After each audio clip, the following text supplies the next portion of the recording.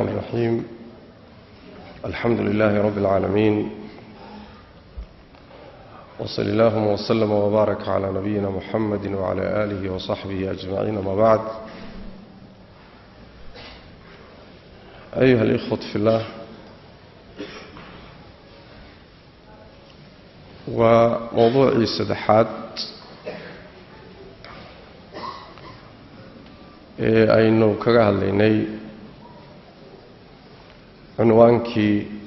afkaarun ajnabiya ghaziya cala alislaami wa ahlih. afkaar ajnabi ah oo shisheeye ah oo islaamka iyo dadkiisa ku soo duushay ayaynu silsiladeeda ku jirnay. waxaynu soo marnay ka soo sheekaynay oon loo fadhi ku qaadanay istishraaqa iyo mustashriqiinta, gaalad diinta baratay inay fasaadisana u baratay. waxaa ku xigay aynu qaybtii labaad ku qaadanay alcalmaaniya, oo ay ahayd dad qaba diinta in nolosha laga fogeeyo, oo ayna diintu nolosha shaqo ku yeelan, ama kulligeed hala dagaalameen ama iyada iyo maamulka iyo siyaasadda ha kala saara. calmaaniyiinta iyadana aad baan uga soo hadalnay, laba fadhi baynu qaadanno kaga hadlay. cunwaankani waa kii saddexaad. marka waxaynu kaga hadli doonnaa insha allahu tacaala wixii ilaahay inaga waafajiyo alcaqlaaniya, qolo la yidhaahdo caqlaaniyiin. qoladaasi waxay leeyihiin kuwo hore oo taariikh hore wakhti dheer jiray iyo kuwa cusub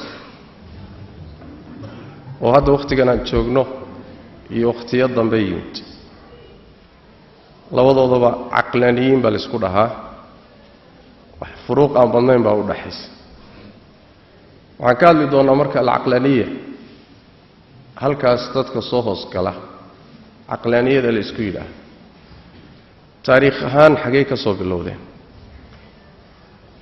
muslimiinta ka hor, muslimiinta dhexdooda, afkaartooda markaan wax ka iftiiminno ayaa darsiga inoogu xigkan insha allahu tacala waxaan kaga hadli doonnaa alcaqlaaniya alxadiida, caqlaaniyada cusub ee hadda jirta, oo iyadana xalqo khaas aan u samayn doonno insha allahu tacaala darsigeenna kan ku xiga biidn illah. ujeeddada aan ka leenahay silsiladanna bilowgii baan ku qeexno wax weeyaan inaan dadka muslimiinta ah khaasatan da'yartooda in aan aqoon darro lagu helin oo dad wacyile ay noqdaan. waxaa jira ka warhaya wabitaali iska ilaaliya. calaa xaddi qowli xudayfata bni yamaan radia allahu tacala canhu ardaa, kaana annaasu yas'aluuna rasuula اllahi sal lla alay wasalam can اlkhayri wa kuntu as'aluhu can اlshar makhaafata an yudrikanii. marka sidaad sharka isaga ilaaliso ousan kuugu dhuumanin, oo marmarka qaarkood inta malab laguu mariyo adoon isagoyn aadan liqin, wada khatar markaa diintaadii aakhiradaadu gelin iyo adduunkaaguba, wixii inaad fahansanto wax ka fahansanta wacyi u leedahay. ujeeddadu taas wey. haddaba alcaqlaaniya waa nisbatun ila alcaqli. alcaqlaaniya waxaa la yidhaahdaa waa shayga caqliga loo aaneeyey ama caqliga loogu abtiriyey ama caqliga loo tiiriyey, loo nisbeeyey. caqligana luqada waxaa lagu yidhaahdaa sida uu leeyahay ibnu manduur fi lisaan اlcarab, alcaqlu huwa alxijru wاlnuha. ضد الحمق والجمع عقوله يعني دقنمده iyo nacasnimada macnaha ka soo horjeeda waxa la dhahaa aqli la dhahaa marka la jamciyana uqul baa lagu jamciyaa waxa kale uu sheegay al-aql huwa at-tamyiz alladhi bihi yatamayyazu al-insanu min sa'ir al-hayawan aqligu waa soocida shayga ilaahay bini aadamka uu kaga soocay حيوانات كإنتو ذكله هي عقل الليلة وحيث ويديان علماء لماذا سمي العقل عقلا عقل ومحا عقل لوغ مقعاب وحيد هذين لأنه يعقل صاحبه عن التورط في المهالك لأن الروح أو كتشر عقله يقراتك وحو عقل قاسي كعليا oo ka reeba oo ka dabra oo ka xakameeya in uu ku dhaco yaani meelaha uu ku halaagsameeyo meelaha dhibaatadu ka soo gaadhayso iyo shayga dhib kugu soo gaadhayo waxa ka celinayo ka xanibayo ka ilaalinaya waa aqliga biidnillah marka aqli waxa loo magacaabay laana al-aqla waxa la yiraahdo dabarka la yiraahdo asalkiisa al-aqlu waa dabarka marka uu ku dabraya wuxuu ka dabraya wixii xun inaad ku dhacdo ka celinay saasa aqli loogu magacaabay beelay dhanka marka la yiraahdo istilaaha xaga waa dhanka luqada laakiin aqli maxaa la yiraahdaa dhanka istilaaha wuxuu leeyahay Sheikh al-Islam Ibn Taymiyyah alayhi rahmatullah al-aql qad yurad bihi al-quwwatu al-ghariziyatu fi al-insan allati biha ya'qil aqliga mar waxa loola jeedaa oo loola qasta quwadda ilaahay bini aadamka dhexdiisa ku abuuray oo uu wax ku fahmo wax ku garto quwadda kugu jirta ee wax ku kala soocayso ee wax ku garanayso ayaa wax la yiraahdaa al-aql waana quwa ilaahay bini aadamka ku abuuray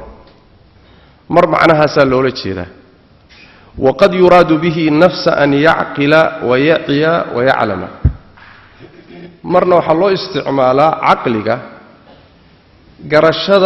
يفهمك يعلمك لفتيس كلمة هو مصدر مركا مرة وحالا دي علمك آد قرتي يقرشد هذا يقرات يعني فهمك آد فهمتي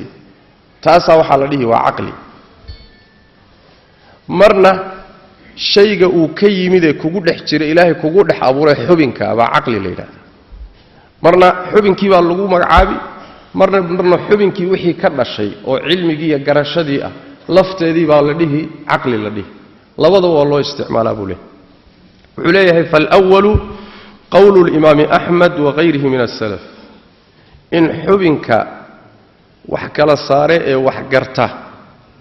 aqli lagu magacaabo oo loo isticmaalo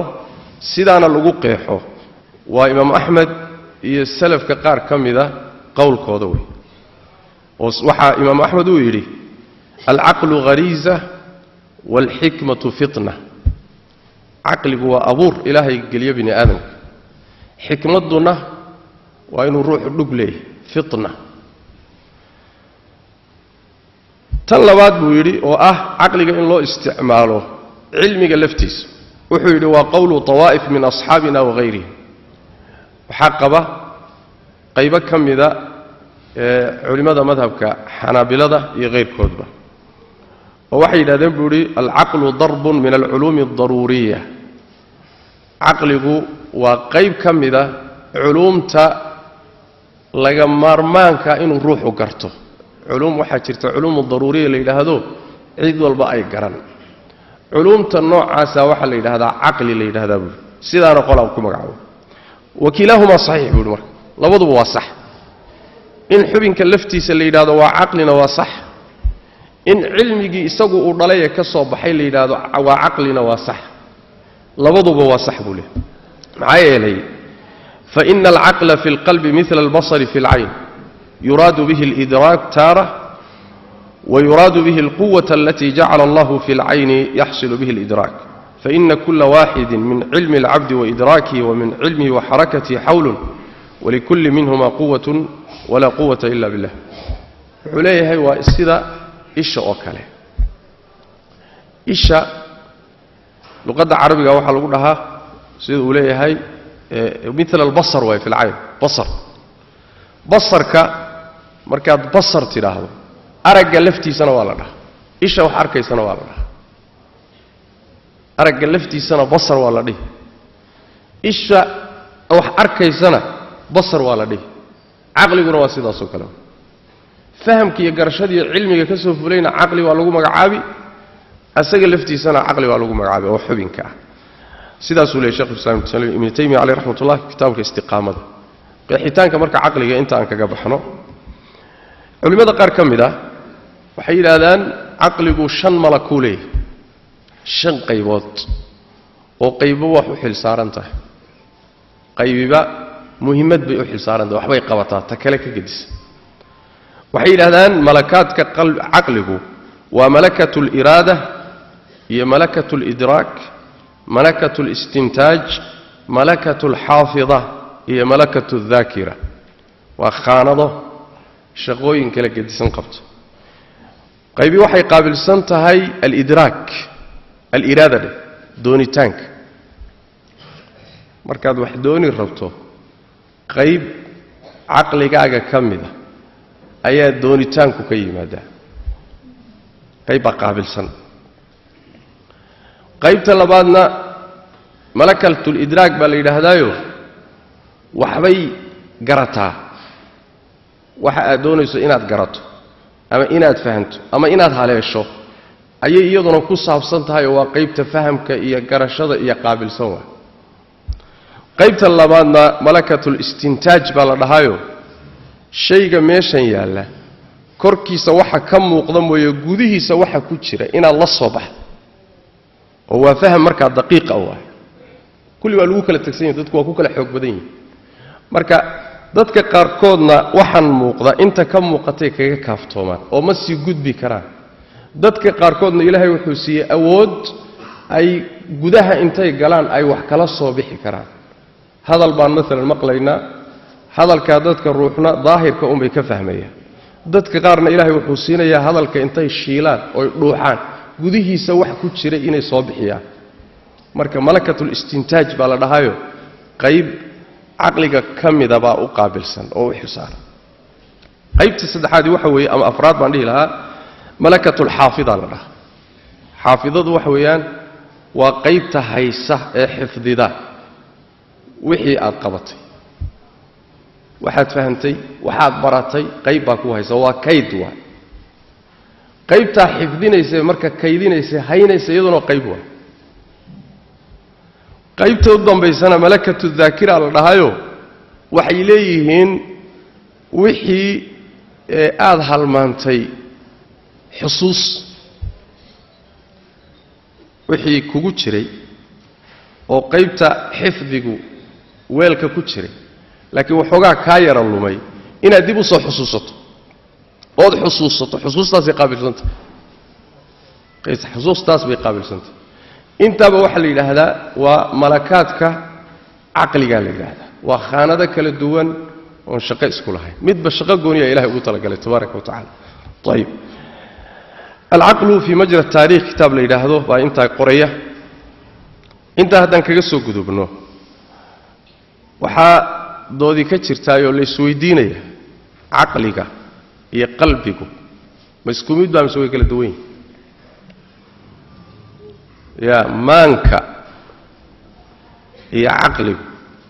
والله شيء اسكو ميدا مسوي كلا دوين ومساله مرانكجر murankeeda maadaama hadda aad noo sii khusaynin waxaan kaga gaabsanaynaa laba ra'yi baa la qabaa ra'yi wuxuu leeyahay aqligu iyo qalbigu way kala duwan yihiin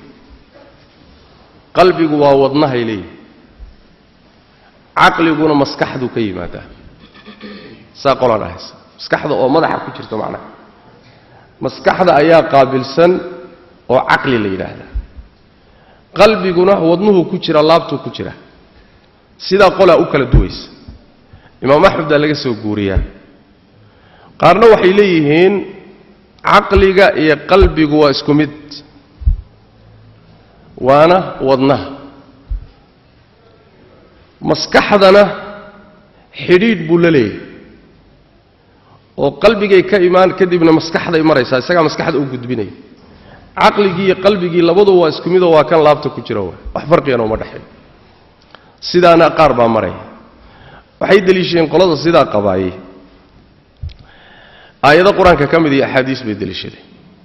waxa kamid ah aayadaha ay daliishadeen aayada rabbi tabaaraka wa taala uu leeyahay inna fi dhalika la dhikra liman kana lahu qalbun arinta laga soo sheekay waa suuratu qaf waxa ku sugan xusuusin iyo waanin ay ugu sugan tahay liman kana lahu qalbun waxa laga wadaa cidii wax fahmaysa laga wada marka aqli iyo qalbi buu isku mid ka dhigay beelay arada bihi al-aqla fadalla ala anna al-aqla fi al-qalbi aqligu inuu qalbiga ku jiro baa laga qaadan beelay ayadana kaga siicado alla wuxuu tabaaraka wa taala afalam yasiru fil ardi fatakuna lahum qulubun ya'qiluna biha warmayna dhulka soconin afalam yasiru miyayna soconin fil ardi dhulka oo fatakuna ay ahaato lahum iyaga qulubun qalbiyal oo ya'qiluna ay ku fahmaan biha iyada marka qalbigi baa loo tiiriyay ya aqligi sooma qalbigi baa laga dhigay inuu isagu yahay midka ya'qil midka idraaga iyo fahamka iyo shaqada qabanaya aayadu waxay ka dhigtay inuu qalbiga yahay saas daraadeed waxay leeyihiin aayadu adaafati ta'aqqula wal aqla ila al qalbi bihi waxa kamid lamida lahum qulubun fi surati al-a'raf lahum qulubun la yafqahuna biha qalbiyay leeyihiin ayna waxba ku fahmin al-fiqhu fahamku waa shaqadii uu qaban lahaa aqligu sooma hadana yaa la siiyay qalbiga la siiyay marka waxay leeyihiin qalbigu aqligu wuxuu ku jiraa oo qalbiga sunnada nabigana sallallahu alayhi wasallam waxay dilishadeen xadiiskii nabiga sallallahu alayhi wasallam rasuulku yiri ala wa inna fil jasadi mudghatan idha salahat aw saluhat salaha al jasad kulluhu wa idha fasadat fasada al jasad kulluhu ala wa hiya al qalb xubinka salaaxiisa iyo fasaadkiisaba jirku ku xidhan yahay waa qalbiga mar hadduu isaga yahayna waa aqliga madhabkaas oo aqliga meeshuu ku jiray inuu qalbiga yahay maskaxda aysan ahayn waxa ku tagay ayma fara badan oo kamid ah al-imam Abu al-Hasan al-Tamimi oo kamid ah al-imam an-Nawawi wuxuu u tiiriyay imam Nawawi asxaabu Shaafi'i iyo jumhuurul mutakallimiin inay sida qabaan waxa rajaxay sidoo kale Sheikh al-Islam Ibn Taymiyyah alayhi rahmatullah mu'asiriintana waxa rajaxay الشيخ الإمام محمد أمين الشنقيطي صاحب أضواء البيان بحث بوليه وكذلك الشيخ الفقيه محمد بن صالح بن عثيمين بيسونا الرجحية ووحي ليهين سيدا الصحراء قلبك وحنوش إذا عقلك بوسكي سوى قلبك كما بحثنا ساسي الرجحية سلام نقاش كاسي كفرين عقاون افتيمين بانو لجد هذا وانت هاتنك كسوك دقو waxaan garanay aqli iyo xagee ku jira maxaa la dhahaa mawduucaynu wuxuu ku saabsanaa wax la yiraahdo al-aqlaniya sooma kuwa aqli loo tiiriyay ama aqli loogu abtiriyay ama aqli loo aanay waa qolo marka waa bini aadan qayb kamida oo madhab iyo falsafad iyo fikrad la yiraahdo al-aqlaniya qaba ayaa la yiraahdaa al-aqlaniyun maxay yihiin qoladaasi marka الشيخ الدكتور ناصر بن عبد الكريم العقل وكتاب قيمة بدن اسكاله بابكا كو يمد وكقري رسالة علمية وي كتاب كيس الاتجاهات العقلية الحديثة لهذا وحقوق حياة العقلانية وحل هي الاتجاهات والمذاهب التي تجعل العقل المصدر الأول أو الأساس أو المقدم في مصادر المعرفة والفكر والدين أو تقدمه وتحكمه على الوحي. وحال إلى عقلانية ده واتجاهات وتيارات وموجده إيا مذاهب عقلك كردغيسا مسترك ugu horeeya oo shay walba laga qaato ama asaaska iyo gundhiga ee caqliga ka dhigaya ama midka shay walba laga hormariyo masaadirta iyo meelaha aqoonta laga qaato fikirka laga qaato diinta laga qaato caqliga u horeeya ama meehe caqligii iyo diintii waxyigii Ilaahay soo dejiyay bay caqliga ka hormarinayaan oo caqligii ba waxay ka dhigayaan inuu isagu yahay miisaanka iyo garsooraha diinta lagu miisaamo caqligu wuxuu aqbalo oo diinta iyo waxyiga kamidana waa sax caqligu wuxuu aqbali kari waayo diidana waxba kama jiro quraan baa Ilaahay soo dejiyay sooma quraanka adar caqligan ku miisaamayna haduu caqliga nagu aqbali waayo wax jira ma aha ama maba sugna ama ma ahe meel kale loola jeedo macnaha la leexinaya sidan ma aha xadiis nabi baa shitoma waxyi ah xadiistii miisaan waxay saarayaan caqligay saarayaan caqliga nagi baa diiday caqliga haduu qaadan waayo fahmi waayina deemaba jirtaba waa been abuuradba kama sugna nabi maxamed sallallahu alayhi wasallam ama haday dhihi kari waayaan nabiga kama sugna intay luqunta qabtaan bay macnaheedii ka leexinayaan oo meel kale ta afka u saarayaan qarda jeex labada mid bay sameeyaan marka maxaa asal u ayaga caqligooda asal qolada noocaas ee caqliga ka dhigtay inuu wax walba isagu asal u yahay asaasna u yahay miisaanka wax kala saarana asagu yahay waxyiga Ilaahay soo dejiyay isagu ka xoog badan yahay isaga lagu miisaamayo oo isagu qaadi xukumaya u yahay qoladaas waxa la yiraahdaa al-aqlaniyya qoladaas la yiraahdaa wa taaifa marka taariikhdeeda aan ka sheekayn doono haddana jirta horaana u jirtay wuxuu yiri hadalkiisa soo sii wada wa tutlaqu al-aqlaniyyatu fi al-mustalah al-islami ala ulaika alladhina yujawizuna taqdim al-aql ala an-naql wa ala nusus ash-shar'i khassatan fi umur al-aqidati wal-ghayb aqlaniyada waxa lagu sheega mustalaha islaamiga marka yaani islaamku ka hadlayo waxa lagu itlaaqa ama lagu magacaaba kuwa baneeya aqliga ka hormarintiisa in laga hormariyo naqliga naqli maxaa la yiraahdaa naqligu waa wixii la soo guuriyay xagee laga keenay Allah baa laga keenay waa quraan malakul jibriil keenay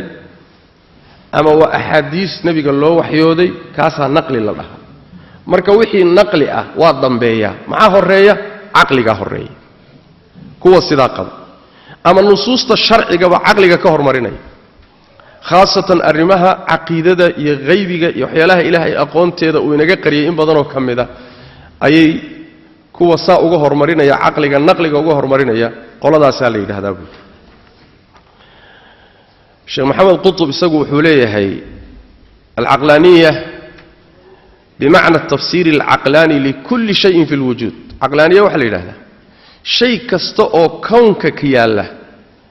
ان تفسير عقلي لو فسره يعني عقلي ان لا اادو وحو عقلي كقبنا لقاته او تمرير كل شيء في الوجود من قناة العقل لإثبات او نفيه اما الشيء كستا او جيره ان عقلي channel كيس لا مريو channel ka aqliga la mariyo wixii maro oo isagu saxo tig saarana waa sax wixii aqliga markii la mariyo uu soo tuurana ma jiro adiga waxay ka dhigeen bil ikhtisaar isaga ayaa wuxuu yahay meesha wax walba loo noqdo wuxuu leeyahay marka waa madhab qadiim fil bashariyya waa madhab aad u horeeyay bin aadamka mar hore soo maray oo falsafadii giriiqa ee horeysay ayaa barnaamijkaasi ku soo hormaray ragii matali jireen waxay aanin leeyahay jiray yaani isqiraat iyo arasto iyo ragaasa asal waxa buu leeyahay waa u tagi doonaa tafaasiishaas dambe waxa laga wadaa marka aqlaaniyada ma waxa laga wadaa ruuxa aqliga leh dadka qaar baa saa u qaatay caqlaani baa taadii lagu dhawaacay ya waana qadxi diintaada la dhaawacay waxa ka gedisan ruuxu caqli buu leeyahay marka la rabo lama dhaho waa caqlaani waxa la dhahaa waa caaqil sooma waa caaqil markii buuggii uu qoraaga Soomaaliga qoray ba kalimaadkan ka jeediyay waxa kamid ahaa buuggu wuxuu ku salaysan yahay fikir la yiraahdo caqlaaniya kalimadan boo ninka buugga qoray uu jeedinaya wuxuu yiri marka wadaadku waa caqlaaniya buu yiri waa caqlaaniya oo hadana caqli lahayn man casbaan hay hadalka ayaa loola jeedaa waxa loola jeedaa dadka aan fahmaynin mustalahan oo dad badan ah in laga dhigo caaqil matihid weeyaan oo caqligii bini aadamka Ilaahay ku karaameeyay baaba maanta la isku dhaleecaynaya in la yiraahdo saana ma aha hadii la yiraahdo ninkani waa caaqil oo caqli buu leeyahay dhaleecana ruuxa looga dhigo taa iyo waxa kala gedsan in lagu yiraahdo ruuxani waa caqlaani wa caqlaanigu waa ta'ni fi diinihi wa ruuxa diintiisi oo muxuu ahaayay duran waa saas tarada al-aqlaaniya ma aha qolo caqli leh ama dadka ka caqli badan ama caqligoodu rajaxan yahay culus yahay ma aha ee waa dad caqliga ku inxiraafay oo caqligu leexiyay oo caqligoodu meel xun mariyay oo caqliga awoodiisii wax ka badan saaray qoladaas la yiraahdo caqlaaniya طيب su'aal ba markay isweydiin leh in laga jawaabana mudan diinta islaamku marka baabkan laga hadlayo qoliyaha ku ibtilaysan fikirka noocaas waxa laga yaabaa inay dadka ay u fahansiiyaan ama arintaba u dhigaan in caqligi la yasayo oo caqliga la xaqirayo oo caqliga la fogeynayo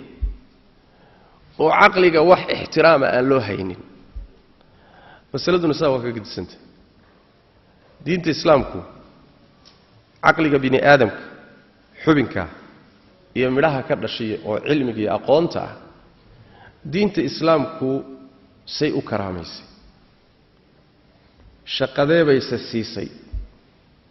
kaalin iyo role intee leeg buu nolosha ku leeyahay diin sida caqliga islaamku u karaameysay ma jirto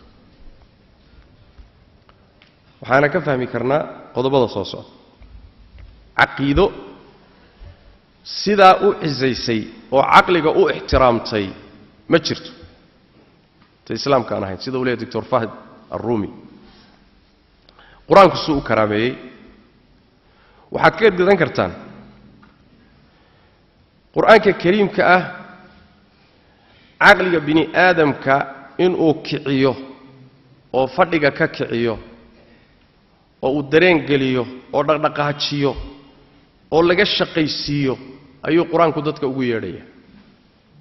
aad buna ugu celcelinaya مثلا aad waxaad quraanka kariimka ugu arkaysaan cibaaraadka la'allakum ta'qiluun ya la'allakum ta'qiluun si aad aqligiina uga shaqaysiisaan oo wax u fahantaan aad bi quraanka ugu banta waxa ku badan liqawmin yatafakkaruun dad fikirahayo aqligooda iyo ka shaqaysiinaya maankooda waxa ku badan liqawmin yafqahuun dad wax fahmaya quraanka inta soo goorbay ku soo noqonaysa waa nahji quraani ah sidaas daraadeed quraanka kariimkiihi qodobada soo socdo markaan fiirino iyo waliba xadiista nabiga sallallahu alayhi wasallam aqliga bini aadamka maynan tajmiidinin mana fariisiinin lamana dagaalamin bal waxay ugu yeedhay in laga shaqaysiiyo oo la isticmaalo oo laga mira dhaliyo ayay aad ugu yeedhay مثلا qodobka aynu waxoogaa isdul taagno waxa kamida مثلا siyaabaha diinta islaamku ay aqliga bini aadamka u ixtiraamtay dawriya kaalin muhiimana u siisa waxa kamida qiyaamu ad-da'wati ila al-iiman ala al-iqnaa' al-aqli Allah soo nooguma yeerin rasuulkiisu nooguma yeerin sallallahu alayhi wasallam inaan rumayno oon diinta qaadan qaadashada iyo rumayntaasi waxaa lagu saleeyay cala al-iqnaa'i al-aqli in aqli ahaan lagu qanciyo duduub kullu qulguma dhih ya mire barde duduub baa lagu liqaaye adeer duduub u liq laguma dhih sida kaniisadoo kale saddex ilaah oo isku hal ilaah ah warbal noo fasira maxaa ka wadaa adeer liq saa ku liq ya saa ku qaado ma dhihin islaam laakiin shay kasta waxa la rabaa in aqligaaga lagu qanciyo adilladiisii iyo baraahiintiisii baa lagu soo hordhig dhinacyo badan baa laga tusi waa lagu qancinaya aqligaagu markuu ku qanco diintan iyo iimaankan iyo islaamnimadan baad qaadan saastaraadid al-iqnaa'u al-aqli ba iimaanka lagu saleeyay insaanka marka muusan islaamku ka dalbin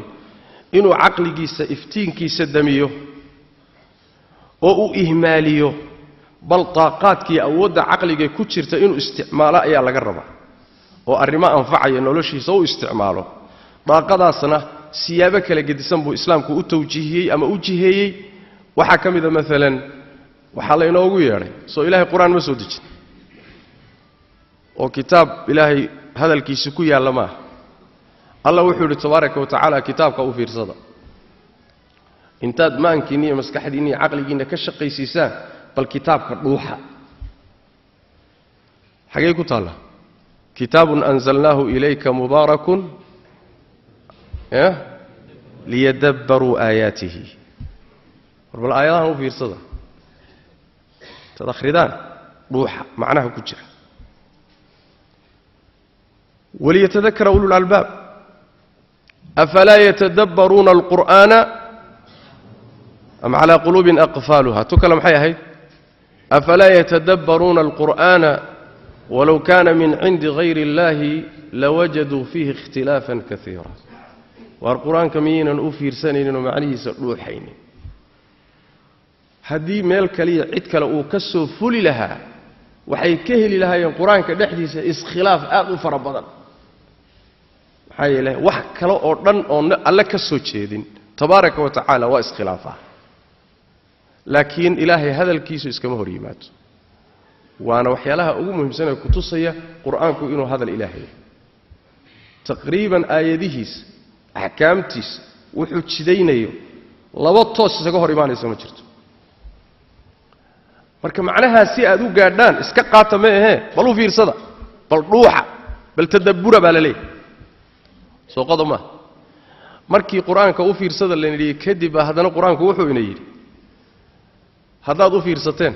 oo dhuuxdeen oo ka baaraan degteen carwakaasi waxaad la timaadaan isagoo kale ya soomaydan baarin oo maydan u fiirsan waxa ka dambeeya taxaddi wax leeyahay taxaddigu waa ar waxa la yiri fa'tu bi'ashri suwarin mithlihi soo aad maydan ugu fiirsan ma dhuuxin 10 aayadood oo isagoo kala keenaa la yiri marka wala keeni kari waxa ka horeysay oo la yiri fa'tu bihadithin mithlihi falyatu bihadithin mithlihi in kanu sadiqin quraankan oo kale hal yimaadaan hada uu sheegaya quraankan oo kale lama wada iimaan karayo insi iyo jinni haday isu tagaan isagoo kale ma keeni karaan waad keeni weydeen Soomaa tayib waa leedin tanaazuliye waa leedin ka khafiifine 10 muxuu ahaay ya 10 suuradood oo quraanka oo kala keena waa la keeni kari waay jaanis baa la sii waxa lagu yiri tayib waad keeni weydeen Soomaa فأتوا بصورة من مثله صورة مركا كان اسوق كلا انت اصو جانس محل سينا يا عقلي جيبا جانس لا سينا يا ولو فيرسل عقلي جيبا جانس لا سينا هذا الفكر وفيرس روح رك دينا ولبا كاستاك وحي كو سو بخاي waxaad ku qasbantahay marka inaad ictiraaftood qirto ilaahay buu ka yimid soo saasma natiijadu waa saas haddaad keeni kari weydeen oo isagoo kale la imaan weydeen markaad duuxdeen ood isku daydeen hadarta is wareerinine isdhiiba markaa ya fain lam tafcaluu walan tafcaluu fattaquu الnaara alatii uciddat lilkaafiriin soo ma war ma keeni kartaan mana la imaan kartaane war naar iska ilaaliya hana casoobina marka qur-aanku waa caqliga qur-aanka laftiisii baa uu leeyahay ii fiirsada iska kay qaata ma ii fiirsada mar labaad baa rabbi tabaaraka wa tacaala wuxuu inoo diro caqliga u diray makhluuqaadkan waaweyn ee inugu wareegsanna bal u fiirsadaa la yidhi ya bal iyadana caqliga kaga shaqaysiiya maankaaga kaga shaqaysiiya aad bay iyaduna qur-aanka ugu badantay aladiina yadkuruuna allaha qiyaaman waqucuudan wacalaa junuubihim wayatafakkaruuna fii khalqi asamaawaati waalard samaawaadka iyo dhulalka abuurkooday ka fikiraan ama ku fikiraan markaasaa waxaa u soo baxda markaad samadan fiirisay u ballaadhantay dhulkan suu u yaallo buurahan iyo badahan makhluuqaadka naftaada markaad fiiriso natiija kuu soo baxaysa maxaa kuu soo baxaya rabbanaa maa khalaqta haada baatilan subxaanak rabbiyo waxaan isa saaran hawshani bilaash umaada abuuran xikmad weyn baa ka dambaysa ya natiijadaasaad la soo bixi marka bal u fiirsada kownkanoo dhuuxa hadduu laha iska agtaagtaagnaanina shay aad caadaysateen ood sii martaan oo soo martaan oo ishiinoo qabata ha ka dhigina laakiin il ictibaareed ku fiiriyaa la leeyahay bal ilaahay aayaadkiisan kownigaa si fiican ugu fiirsada aad baa masaladaana qur-aanku ugu celceliyey awalam yatafakkaruu fii anfusihim ma khalaqa allahu asamaawaati waalarda wamaa baynahuma ila bilxaq waajalin musamma waina kaiira min annaasi biliqaa'i rabbihim lakaafiruun afalaa yanduruuna ila alibili kayfa khuliqat waila alsamaa'i kayfa ruficat waila aljibaali kayfa nusibat waila alardi kayfa sutixat war miyayna fiirinaynin ilaahay tabaaraka wa tacaala geela siduu u abuuray oo samada siduu u abuuray oo buurahan rabbi tabaaraka wa tacaala muxuu ahay siduu u kor yeelay oo buurahan siduu u taagtaagay oo dhulkan sida uu u fidiyey may u fiirsadaan markii la yidhi bal makhluuqan u fiirsada jaanis baa layna siiyey soo maha maxaa laga wadaa u fiirsada ya ku fikira maxaa laga wadaa bimacnaa waxaa laga wadaa ka shaqaysiiya garaadkiinna iyo garashadiinna iyo caqligiinna iyo maankiinna ka shaqaysiiya ayib waa ka shaqaysiiseen soo maa natiijadu maxay tahay markaad ka shaqaysiseen baa haddana waxaa lagu leeyahay cartii baa haddana loo yidhi qur-aanka u fiirsadaa la yidhi car baa ka dambaysa ilaahay makhluuqaadkiisan kownka yaallana u fiirsada car baa ka dambaysa oo maxay tahay iyadana alla wuxuu yidhi tabaaraka wa tacaala allahu aladii khalaqa sabca samaawaati طibaaqa ma tara fii khalqi الraxmani min tafaawut faاrjici اlbasra hal taraa min futuur uma اrjici اlbasra karatayni yanqalib ilayka اlbasaru khaasi'an wahuwa xasiir waxaa lagu leeyahay allah tabaaraka wa tacaala toddobadan same ee isku dadan ee isa saaran allaha abuuray wey alla abuurkiisa dhinac walba markaad ka fiiriso iyo makhluuqaadkiisa wax kala tagsanaana ma arkaysa atafaawut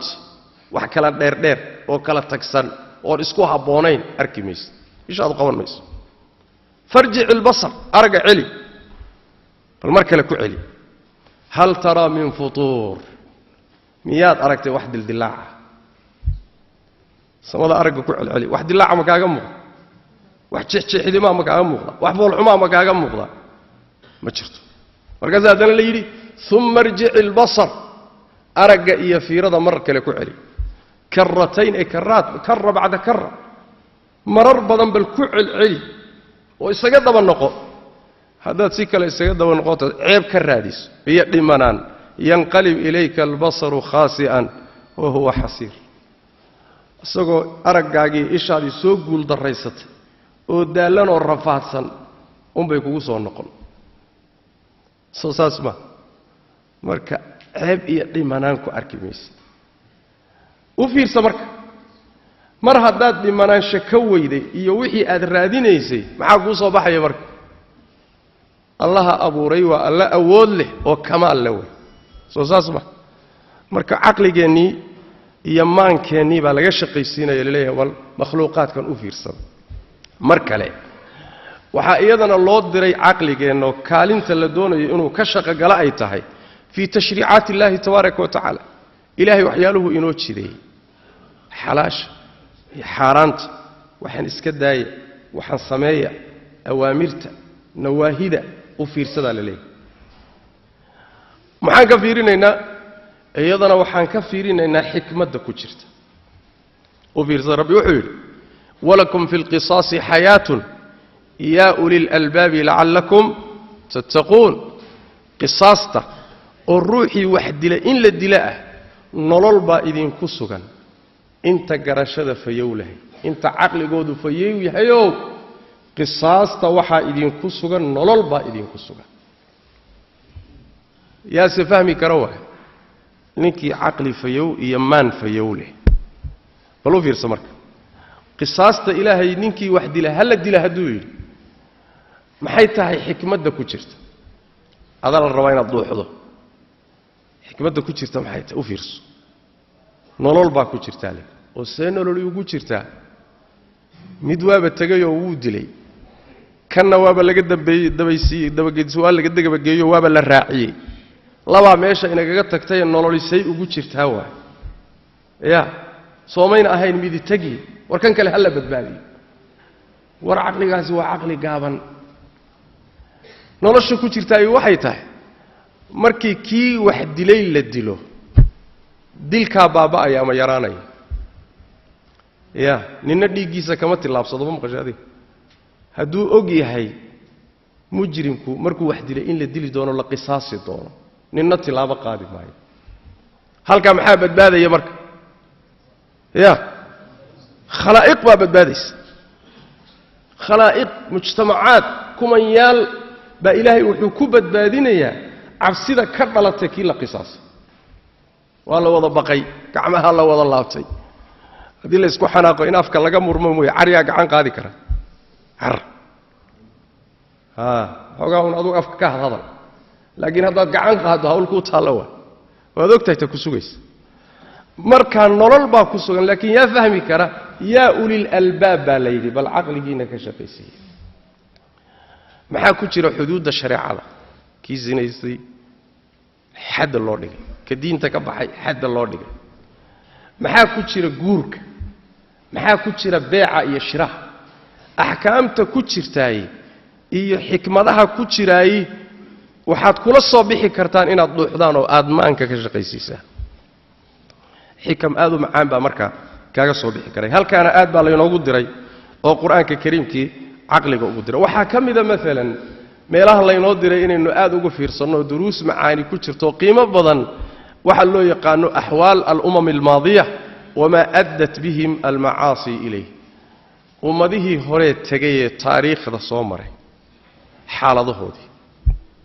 bal taariikhda darsa ya taariikhda iyo wixii adduunkani ahaan jiray iyo ummadihii soo maray iyo kuwii la halaagay iyo kuwii hor maray iyo kuwii dib dhacay taariikhdaa markaad akhridaan oo maankaagii iyo maskaxdaadii caqligaa kaga shaqaysiiso ayadana duruus baa ku jirta meeshaana qur-aanku waa inoo diray oo alla wuxuu yidhi qul siiruu fi lard uma اnduruu kayfa kaana caaqibatu اlmukadibiin warba dhulka mara ku wareega ha iska soconine xikmad baa loo socdaaye waxaad fiirisaanood maskaxdii caqligiinna ku fiirisaan ummadihii hore beeniyey ilaahay iyo rusushiisa bal meeshay ku dambeeyeen u fiirsada awalam yarow kam ahlakna min qablihim min qarnin makkannaahum fi اlardi ma lam numakin lakum وأرسلنا السماء عليهم مدرارا وجعلنا الأنهار تجري من تحتهم فأهلكناهم بذنوبهم وأنشأنا من بعدهم قرنا آخرين سوساسمه ولو في رسالة دولك مرة ما حكاك صوباحي مركا تاريخ السبع وآخره قرآن كقيب لن أو كم ذواتن إلهي إنه قوى الرمي قصوي بكسابسن صوما ومديه رشيكوين كسابسن ree hebel saasay ahaayeen dhaqankaasay lahaayeen saasay u noolaayeen kitaab ilaahay rasuul baa u yimi madaxdoodii iyo intoodii muxuu ahaayey hor joogtay baa ka hor tagtay oo la dagaalantay muddaa la looltamahayo siraac u socday waxay ku dambaysay intii ilaahay iyo rasuushiisa ka hor tagtayna waa la xaaqay intii alle kitaabkiisa iyo rasuusha raacdayna waa la badbaadiyey natiijo maxaa kaaga soo baxaysa halkaa waxaa kaaga soo baxaysa sunno weyn qaanuun ilaahay uu kownkan ku maamulo oo horeyna u soo jiray haddana jira ayaa jira qaanuunkaasi muxuu yahay qisaska kaaga soo baxaya taariikhda kaaga soo baxaya qaanuunkaasi waxa weeyaan ilaahay ummaduhu markay la dagaalmaan xaqoy jidkiisa ka leexdaanna waa baabi'iyaa ummaduhu markay jidkiisa raacaanna ilaahay tabaaraka wa tacaala waa badbaadiyaa natiijadaasaa kaaga soo baxaysa waa midda qur-aanku rabbi ku tilmaamayo laqad kaana fii qasasihim cibratun liuli lalbaab qisooyinkoodu maaha wax layskaga macaansado maaha wax laysaga sheekaysto maaha laakiin wax weeyaan waa duruus baa ku jirta noloshaada ku anfacaysa mujtamaca anfacaysa adduunka anfacaysa qawaaniin rabbaaniya iyo sunan kawniya ku jira oo ilaahay tabaaraka wa tacaala adduunka ku maamulo asbaab musababaat muqadimaat nataa'ij sunankaasi marka inuu caqligu la soo baxo oo uu maankaagu dhuuxo waa wax noloshaada anfacaysa waxaadna kula soo bixi kartaa markaad u fiirsato qisooyinka dhegaysato dhuuxdo daraasayso ayadana waa laynoo diray saas daraaddeed waxaa la yidhaahdaa taariikhdii hore ruuxii yaqaan tan joogta iyo xaaladda hadda la joogaa ugu xidhmaysa wuu isku xidhi waxa soo socdana wuu saadaalin karaa wixii oo dhan baa isugu xidhmaya ruuxba ruuxuu ka aqoon ruuxii yahay waa ruuxuu taariikhdii hore iyo wixii la ahaan jiray uga aqoon ruuxi ayib waxaa laynoo diray sidoo kale oo qur-aanka kariimkii inoo diro caqliga siyaabaha uu karaameeyey ka mid ah adduunyadan u fiirsadaa li aad joogtaan yaa bal qiimaheeda dhuuxa meeshay ku dambaynaysa dhuuxa inayna jiraynin dhuuxa u fiirsada wadrib lahum maala alxayaati اdunya kamain anzalnahu min aلsama faاkhtalata bihi nabaatu اlardi faasbaxa hashiiman tadruuhu الriyaax wakana allahu cala kuli shayin muqtadira tusaale layna siiyo adduunkani inuusan jiraynin roobkii shalay da-ay oo daaqa soo saaray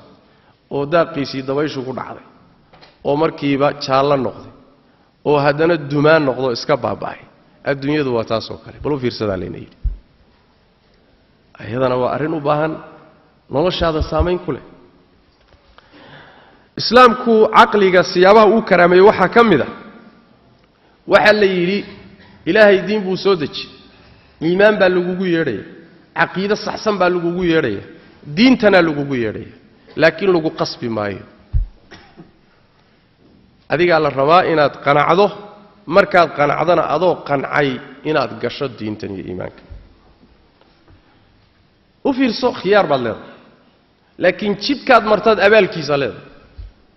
haddaad diintan garab martood gaalnimo u leexatana cadaab iyo cuquubo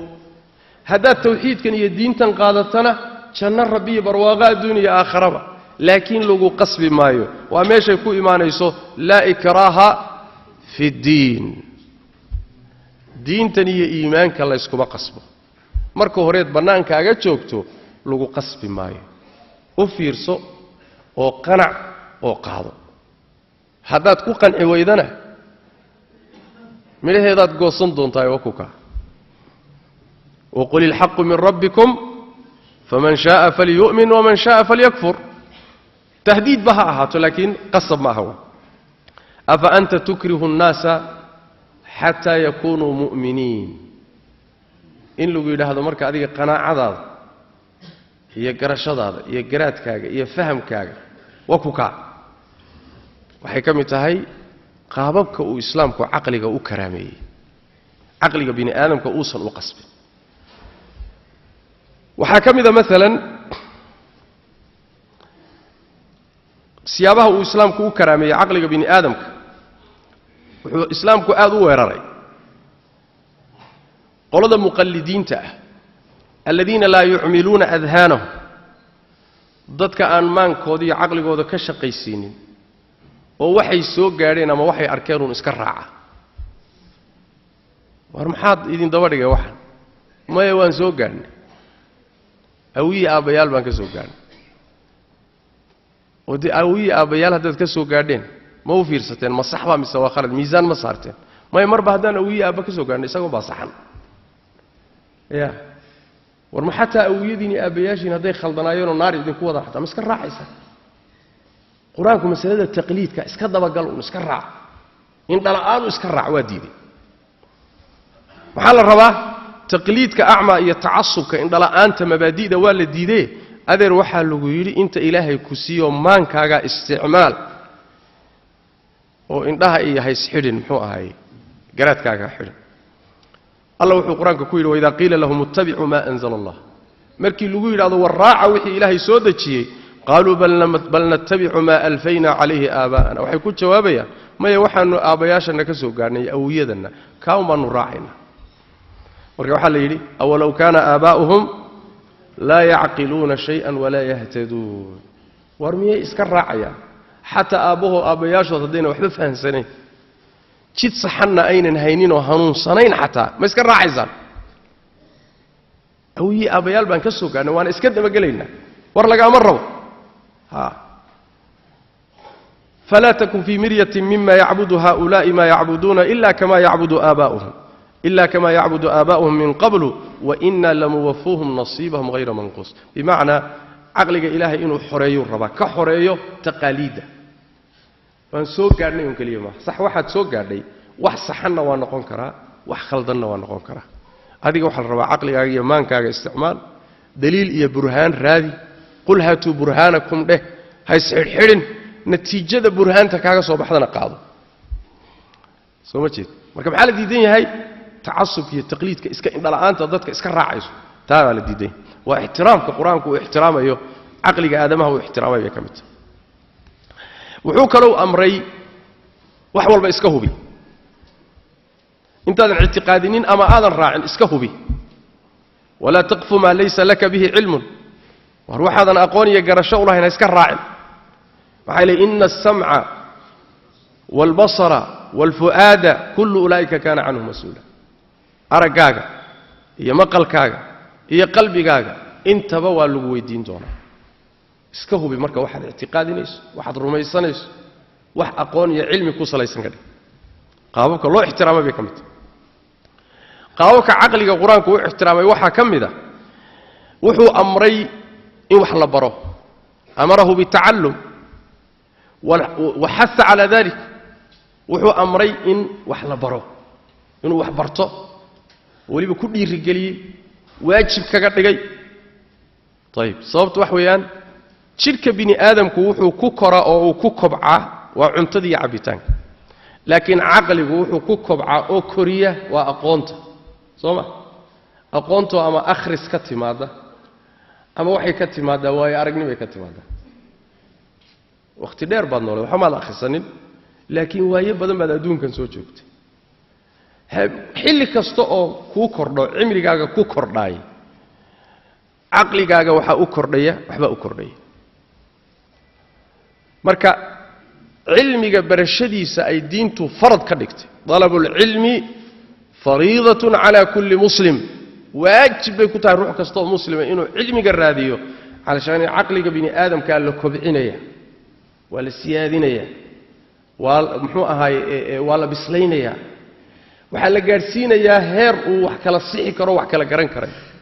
أقونتا شريعة واجبسينا أيضا وحي كم التهي قاببك أي شريعة واحترامتي ويقدر يسي عقلك بني آدم بل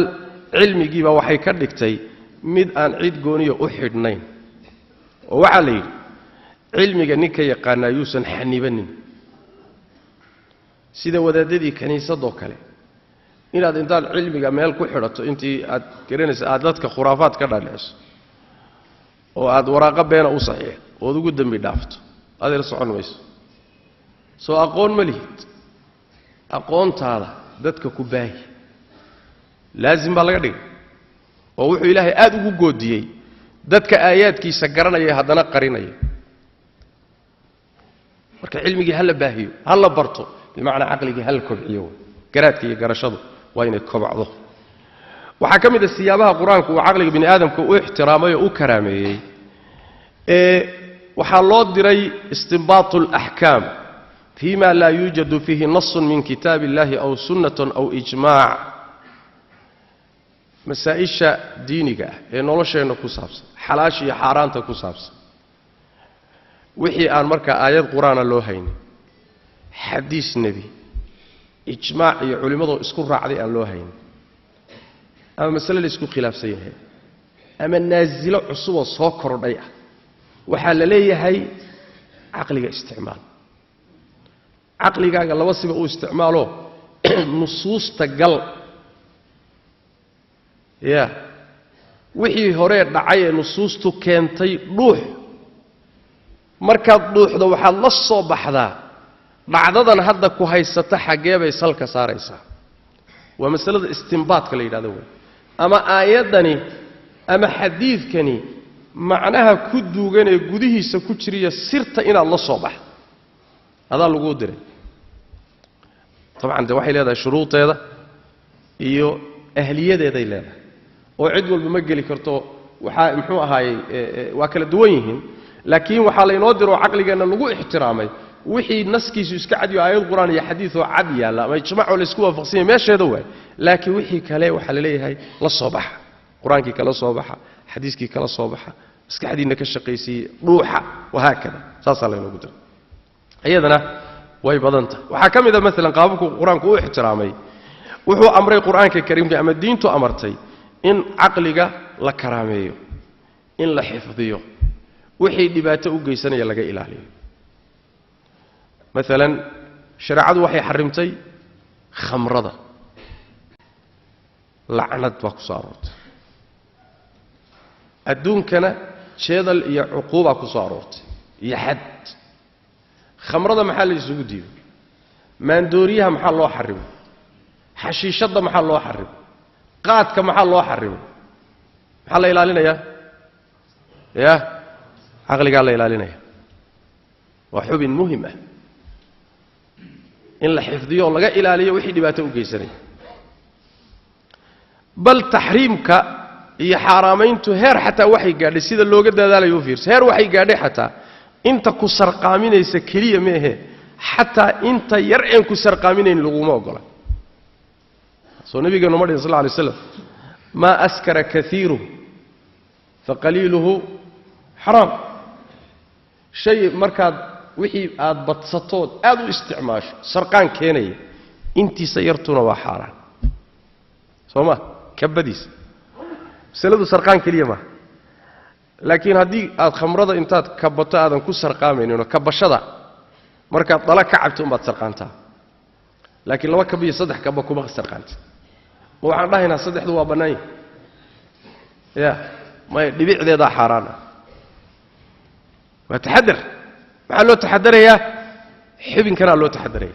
حبن كان قالق عقلك ايا لا الالنا وحكم اذا مثلا قاببك واسلامك واحترامي عقلك بني ادمك وحال السيي روحي انتو روح دباته غارسيو عقليgiisa garashadiisa maankiisu sida ku tago adoo dilay oo kale la mid tahay makti oo kaamil laga qaaday وفيرسده xubinka iyo maxaa la isu dhigay xubinka iyo waxa la isku mag ka dhigay laga dhigay isku magta ka siman ruuxi oo disho iyo inaad aqligiisa tagsiiso ama dug sixir ku tagsi ama mehed muxuu nabar ku dhufo ha tagsiyo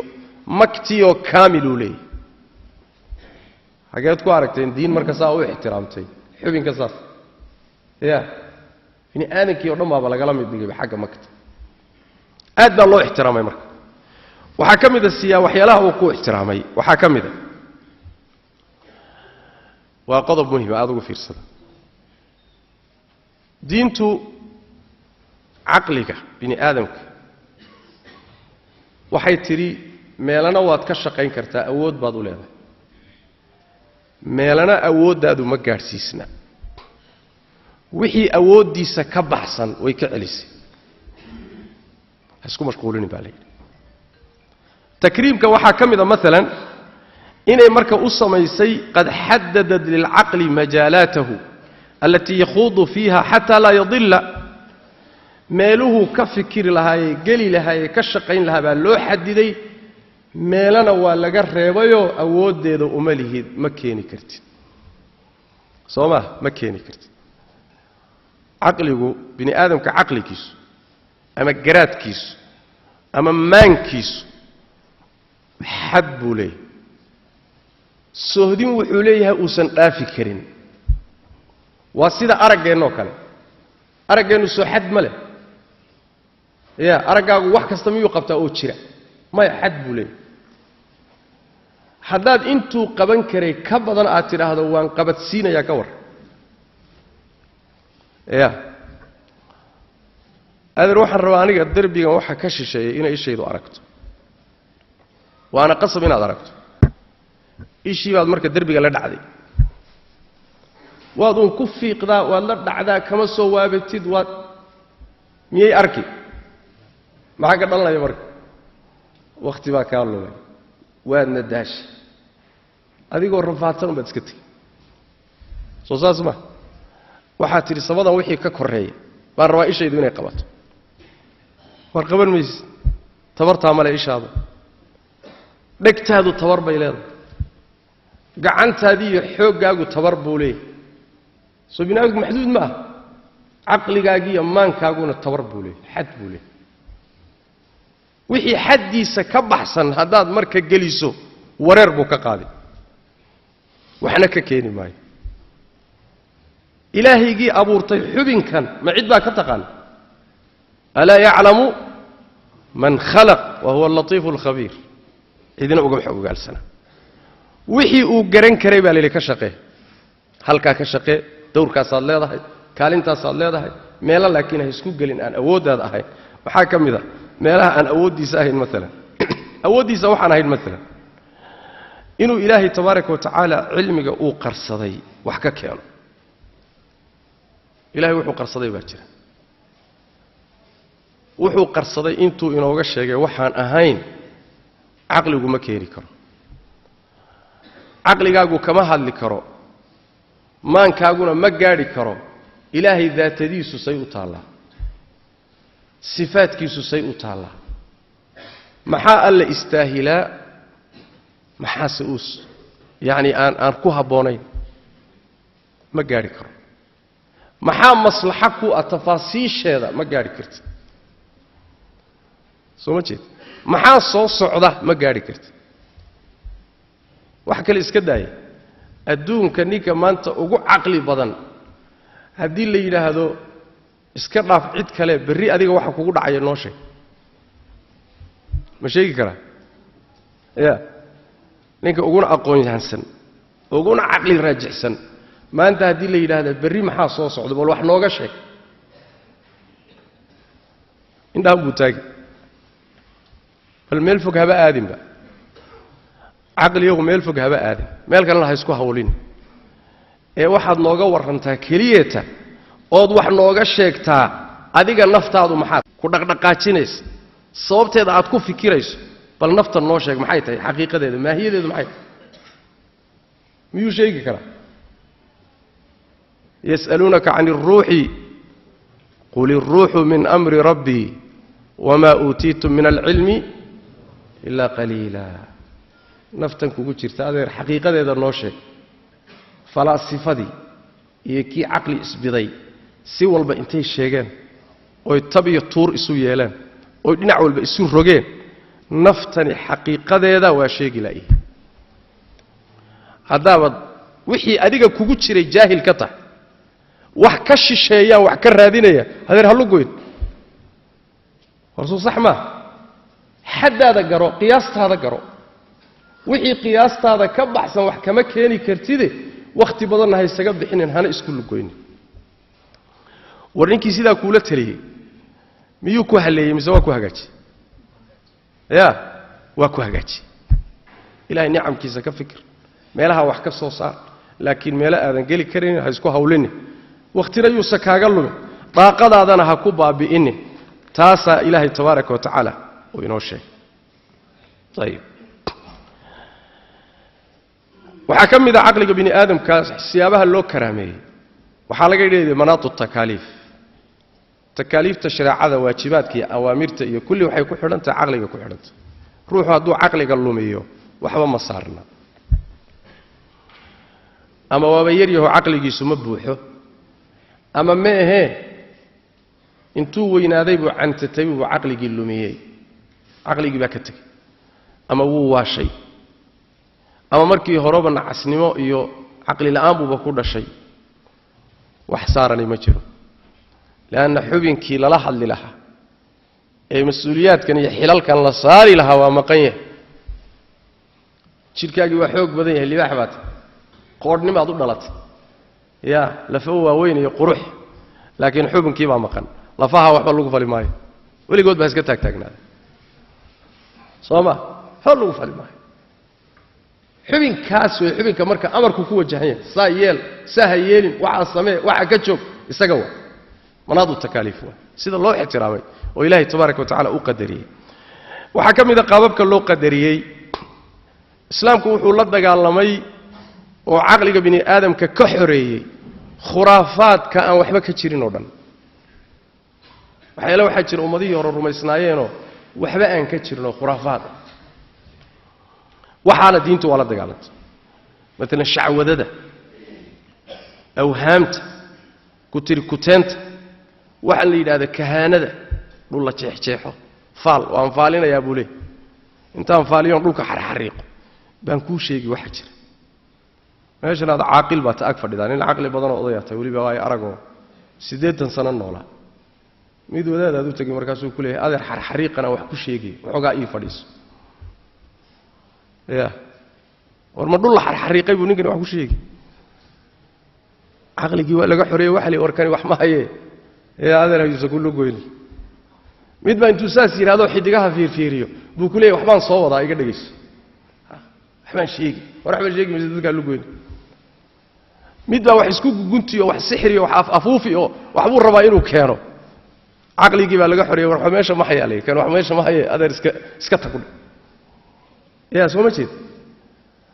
mid baa wuxuu ku leeyahay adeer wadaadkii dhintay muxuu ahaay sheekh hebel hawaagii wada qabriga galay ee dhintay markuu dhintay kadib ay awoodi u korodhayo samadii dhulka isaga kala hay wax weydiiso war wadaadkii naagtiisii la dumaalay ya oo celihiisii la qaybsaday oo wixiisii cishan waayay markaas aniga waxay tari mid baa wuxuu ku leeyahay dhagax meeshan yaala iska itiqaadi wuxuu baad ka heli aqliga bin aadamku waka aqliga sida culimadu yiraahdaan quraankuna tilmaamayo sidiisaba aqliga bin aadamku waa indhaha oo kala waa indhuhu waxay wax ku kala arkaan oo wax ku kala gartaan oo wax ku kala soocaan markay helaan iftiin iyaga kooda aan ahayn oo ku dhaca iftiin banaanka ka yimid waa inuu isha ku dhaco markaas ay ishu wax arki kartaa sooma ama ilayska qorraxdu waa inuu ku dhaco ama nalkan inoo daaran oo kale waa inuu ku dhaco markaas ay ishu wax arki kartaa laakiin haddayna ilays helin iyo iftiin ku dhaca ishaadiyo kugu taala gacantaada saa hadaad hado ma arki karto soo saasma aqliga iyo qalbiguna waa la mido hadduusan waxyiga ilaahay helin iyo rusushu waxay la yimaadeen waxa ma kala garan karo aqli waa midka keenay looda hal caabudo ya bini aadam baa intuu fikiray oo u fiirsaday oo maskaxda dhuuxay baa waxa uga soo baxday sacan caabud sacan midna aqligiisu wuxuu gaarsiiyay wax la yiraahdo jiirka caabud kuwa jiirka caabud jiir baad wax ka heli billahi alaykum war jiir baad ka heli ilaahay baa xayawaanaadka badiya maroodiga xataa waa isdhaaba kala xoog badan ya midba aqligu halka gali midba geed iyo dhagax buu u galiyay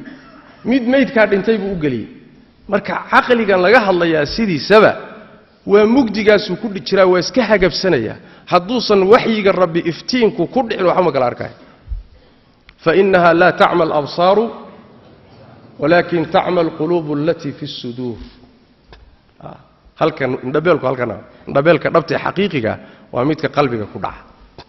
Omar marka ujeedadeenu waxa weeye khuraafaadka noocaas aan waxba ka jirin ayaa aqliga bini aadamka diintu ka xoreysay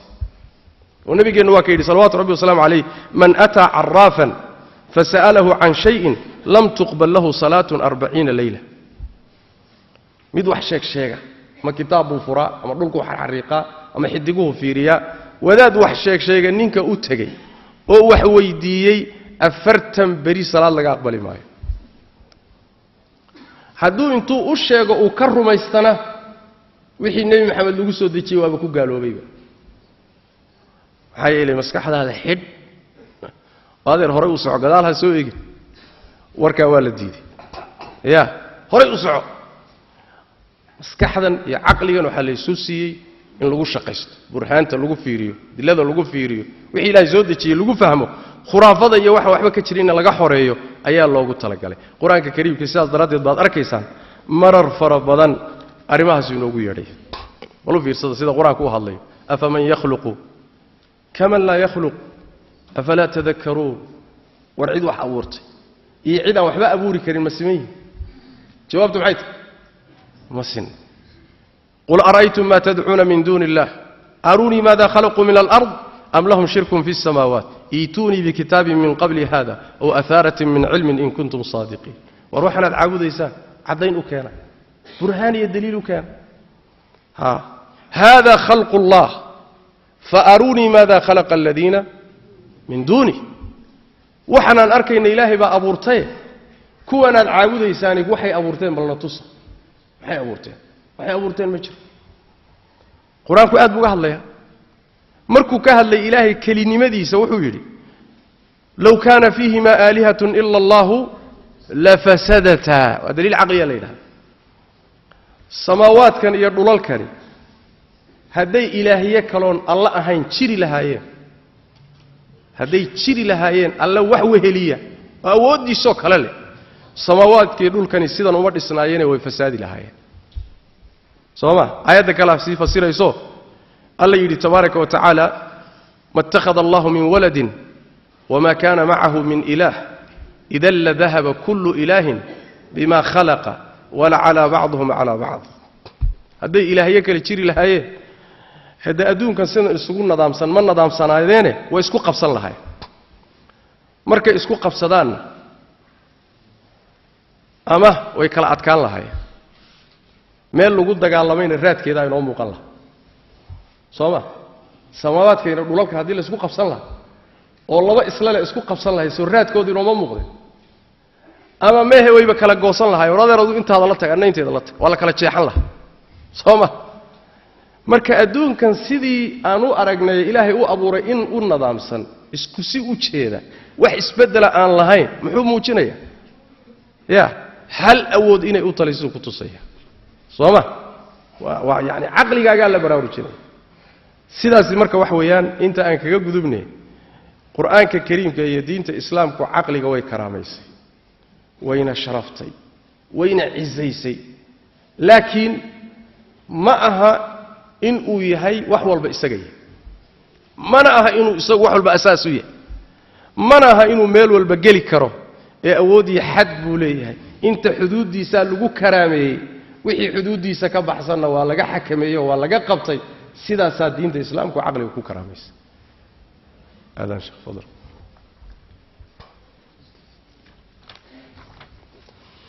hadaba aqligu yamaanka bini aadamku waxyaalaha uusan awood u lahayn xaqna u lahayn waxa kamida ilaahay waxyigu soo dejiyay diintiisii inuu isagu intuu miisaan u noqdo wuxuu rabana diido wuxuu rabana ka ogolaado arintaasi aqliga awoodiisa way ka baxsantay maxaa yeelay ilaahay waxyigiisa uu soo dejiyay ama qur'aan ama xadiis ah waa allihii qaybka ogaa ee xakiimka ahaa yaa hawshan wata hadalkiisii iyo axkaamtiisii waa aqliyow adiga oo iska xadidan oo tabartaadu xadidan tahay miyaad rabbiga wax ku diidi kartaa oo wax rabbiga ka yimid dhihi kartaa ma jiro oo wuxuu yiri saasuu u jira uma jira dhihi kartaa oo wuxuu si u jiday dhihi kartaa waa laga fiican oo wuxuu meel dhigay aad bedeli kartaa awoodda miyaad leedahay ya marihid haddaba goormay bilaabatay in ruuxa ama cidda ilaahay waxyigiisa caqliga laga hormariyo ama lagu diido lagaga hortago taariikhdeedu way fogtahay dabagal iyo tixraacid markaynu soo xididka dib u raacno arintaasi waxayna la gelaysaa ninkii la dhihi jiray ibliis wuxuu ahaa maankiisa ciddii ugu horreyso ka hormarisay ilaahay waxyigiisa iyo amarkiisa qur-aanku wuxuu inoo sheegay alla tabaaraka wa tacaala malaa'igta oo ibliis markaa ku dhex jiro inuu ku yidhi waxaan abuurayaa aadam oo dhoobaan ka abuuraya markaan abuurana u sujuuda markii la siiyo aadam la abuuro sujuuda la yidhi waxa isa soo taagay oo amarkii diiday ibliis sooma muxuu ku andacooday war maxaad u sujuudi weydood uga hadhay malaa'igta uga hadhay u sujuudi laada muxuu yidhi asjudu liman khalaqta tiinan buu yidhi oma waxaad dhoobo ka abuurtaan anigu u sujuudi ya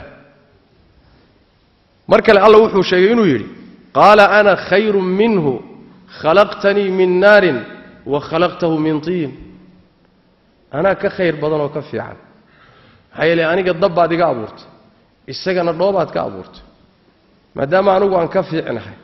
oo cunsurkaad iga abuurtay uu ka fiican yahay cunsurkaad isaga ka abuurtay seen ugu sujuudi waay asalku wuxuu haddii labadanada miduun loo sujuudahay inuu isagu ii sujuudo laana anaa ka fadli badane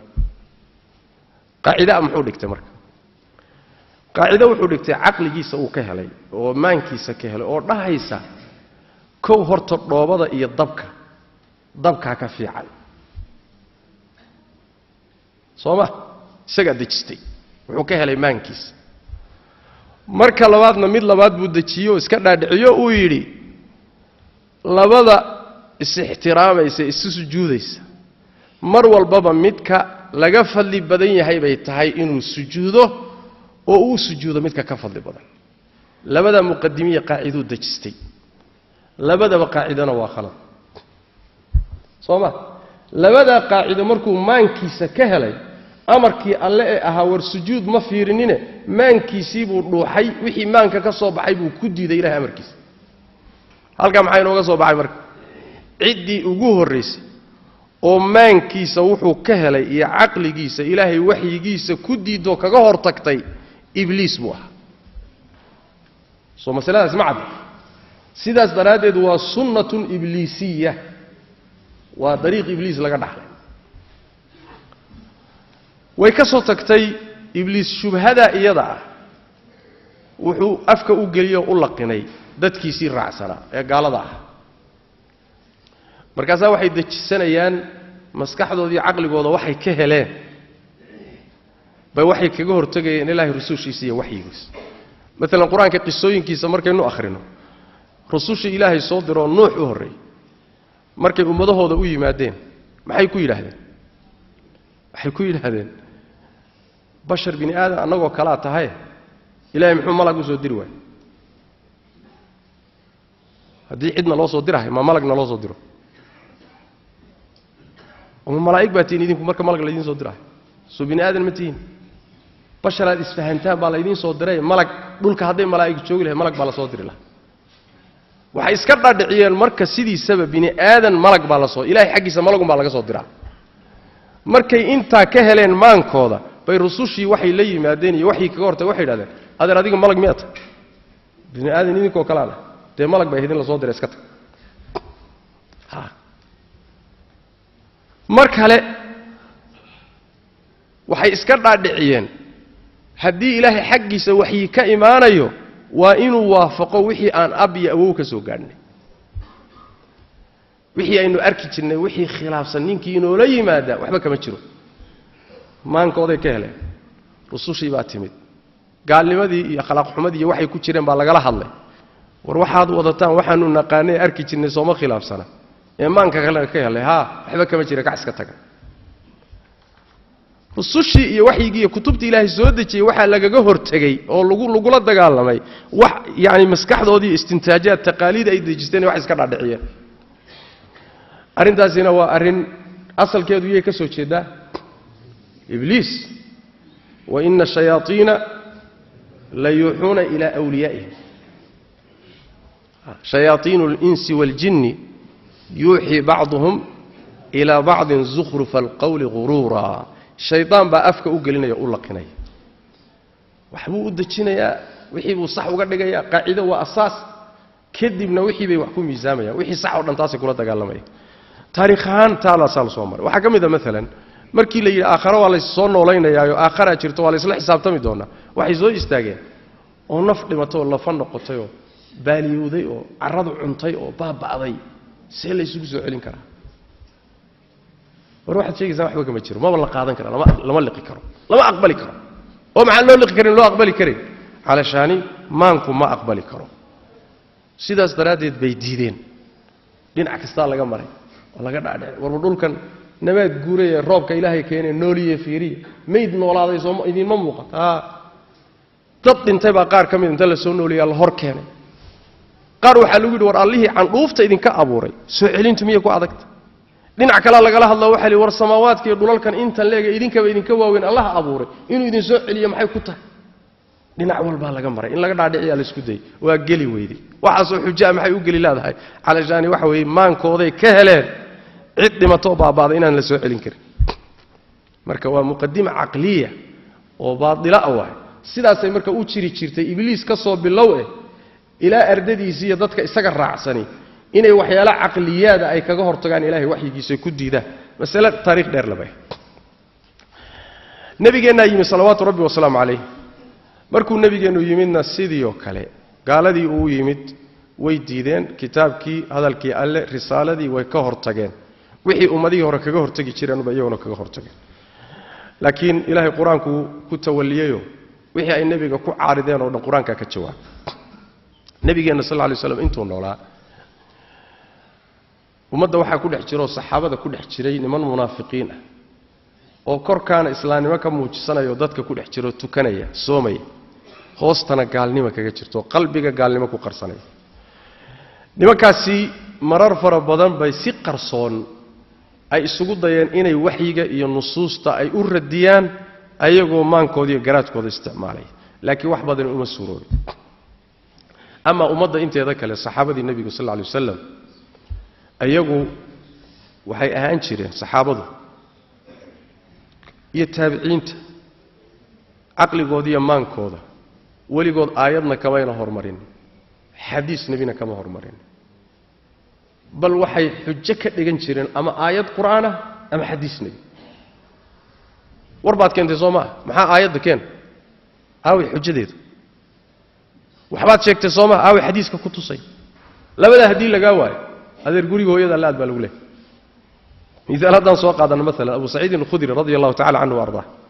ayaa wuxuu maqlay Abdullah ibn Abbas soole yaa waxa looga sheegay ribadu ka hadlaya intuu san ka laabanin ee masaladan wuxuu dhigi jiray Abdullah ibn Abbas inna riba fi an-nasi'a ribo daynun bay gashaa Abu Sa'id al-Khudri baa loo sheegay markaas wuxuu ku yiri ara'ayta hadha alladhi taqulu shay'un sami'tahu min rasulillah أو وجدته في كتاب الله عز وجل ابن عباس وركن الله ربا الدين أم بيقشع ما النبي قاعد كم قشة يقول مثل إلهي كتاب كيسات كهش والله بضاءه صومه مسكعنا إذا عن كهل يسعون ميس ما أنك قاعد يسعون ميس ورما النبي قاعد كم قشة حديث بات كويسة مسه آيات قرآنات كواركت ورميان والله بضاء لبدا حجة مركز لازمية sidoo kale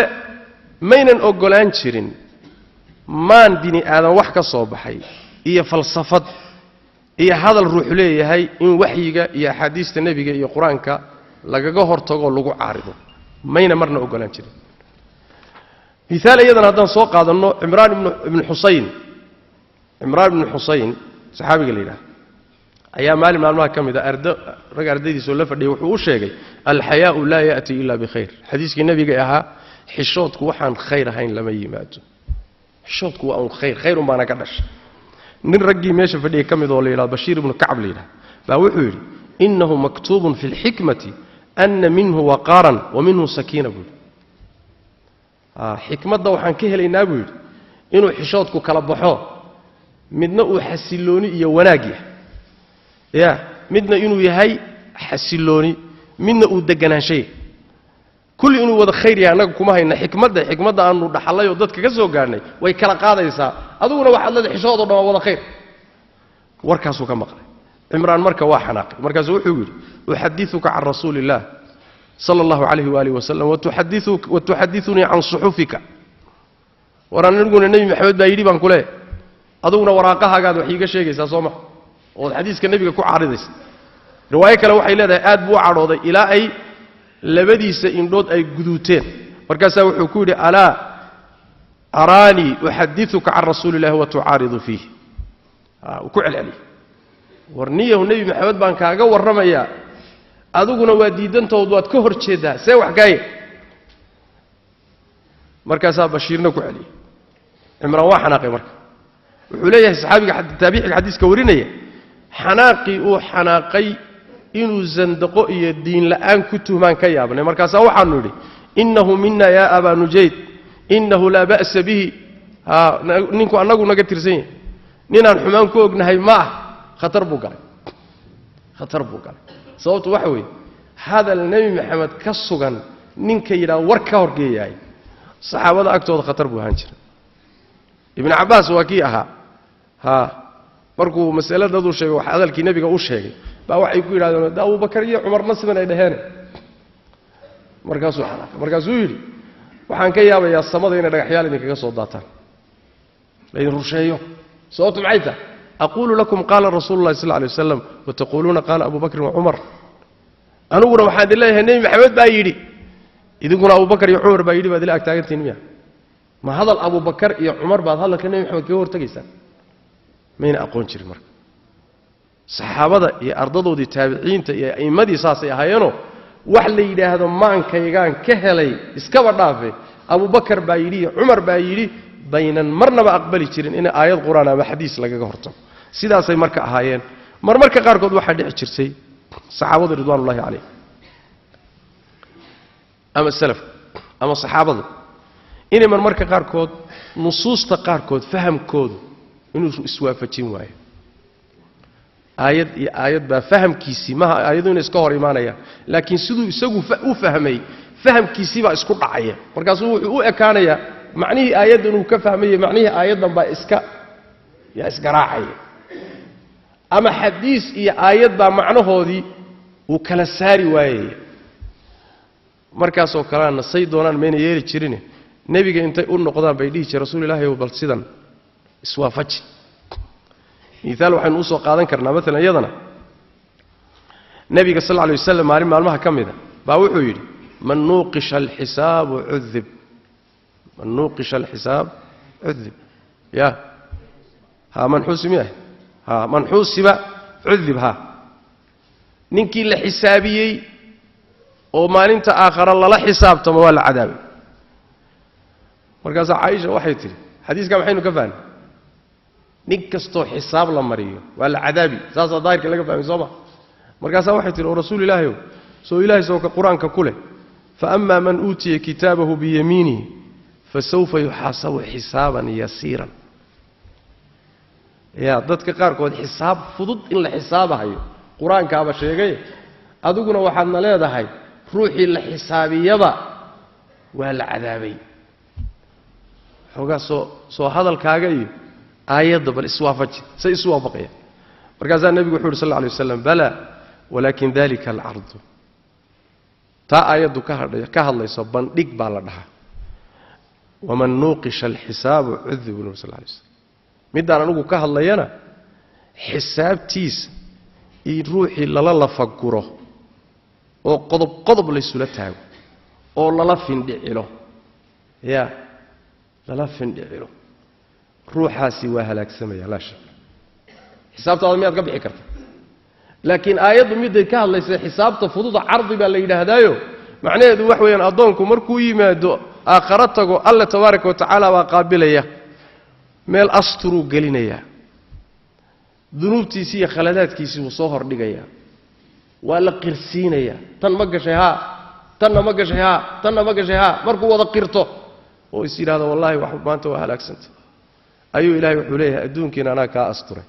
haddana waan kaa cafiyey kac jannada aad baa la leeyahay taas way miduu nebigu ka hadlayay markuu leeyahay ya